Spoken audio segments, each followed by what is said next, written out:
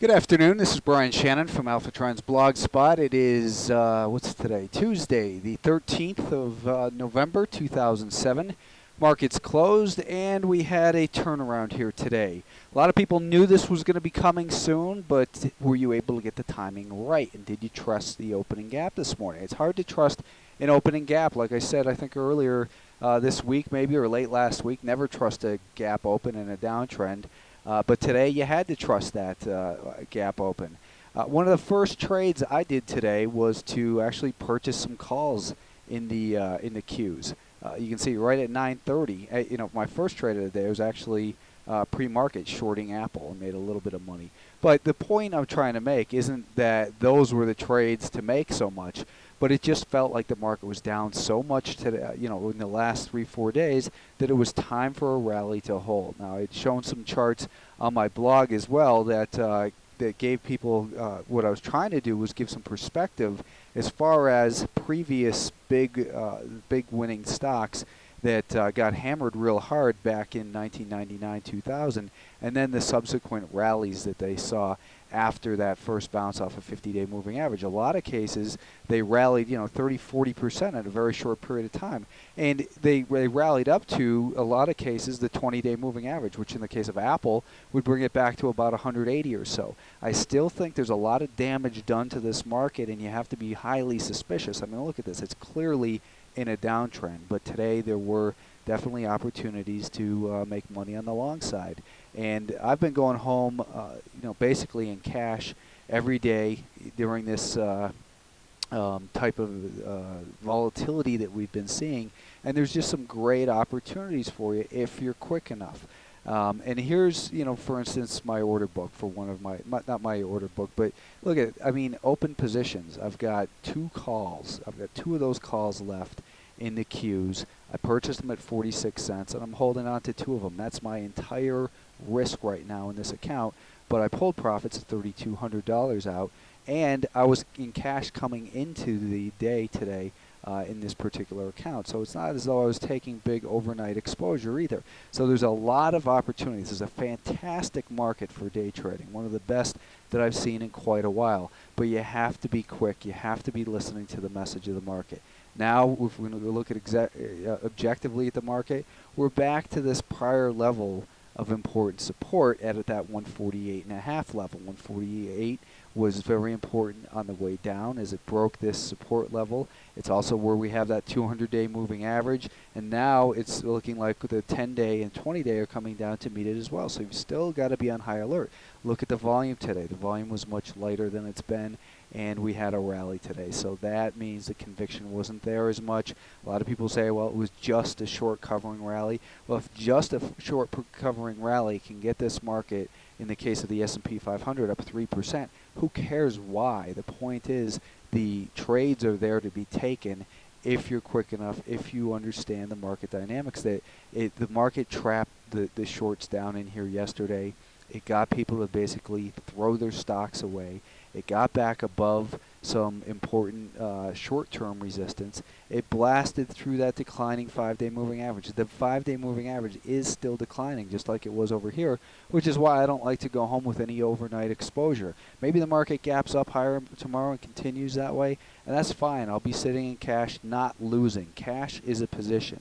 To not lose can put you in a very good position to have cash available for instance, for days like today, so you can take advantage of that buying when it's there in such strong force. You also see that it's right up to this declining trend line from the last 2 failed moves that we saw. So there still remains a lot of risk in this market.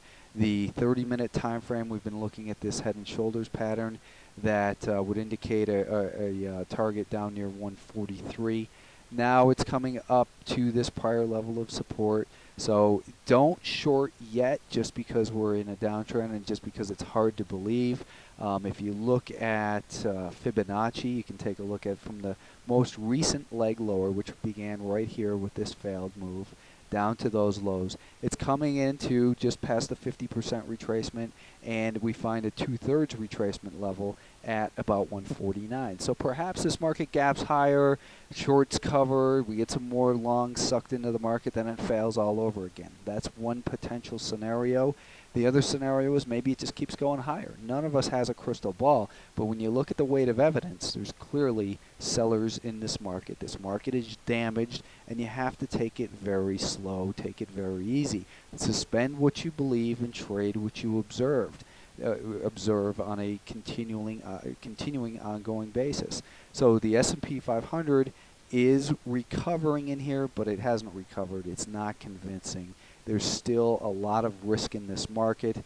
Don't fall for the bullish arguments that everything's fine once again, because everything isn't fine. It's not fine when we have a declining 10, 20, and 50-day moving average. Things aren't okay with the S&P 500 below the 200-day moving average. It means that we have to wait for further evidence until the longer-term trend can straighten itself out. Meanwhile, though, there's just some fantastic short-term opportunities in this market, and that's what you ought to be focused on. If you're a longer-term investor, I would suggest that you continue to monitor these short-term trends and look at evidence of a weakening market environment so you can get bailed out of some of the mistakes you might have made here trying to pick bottoms over the last week or so, because it's likely that we will see another leg lower. Doesn't mean it will happen, but again, we use technical analysis to provide us with a structure, a guideline of where this market has the potential to go when it's low risk versus high risk. And clearly, after an extended rally like that, it increases the risks that you're getting in late to this short-term rally. The 5-day moving average still declining. This trend line coming up towards Fibonacci. And the thing about Fibonacci is not a magic science that assigns order the universe. Somehow Fibonacci got applied to trading, and a lot of people tend to look at it. So, like a lot of technical analysis, Fibonacci seems to work at certain times because there's enough people following it to make it a self-fulfilling prophecy. The semiconductors were up about 2.2%, so they did lag today. They are clearly and remain one of the weaker groups, but you can see that maybe the next level of support, or the prior support, they could be resistance, is that 450 level that was so important, not just on the daily time frame, but again on this weekly time frame. So if you're still looking to get bailed out of mistakes, this market may be providing some opportunity for that. Getting past this level right here, maybe this, what we could see if this market is going to turn around. Let's just take a look at the semiconductors. Maybe we get a pullback, it makes a higher low, and then this 5-day moving average flattens out, and then it breaks past this neckline, and then it can come back up to 450.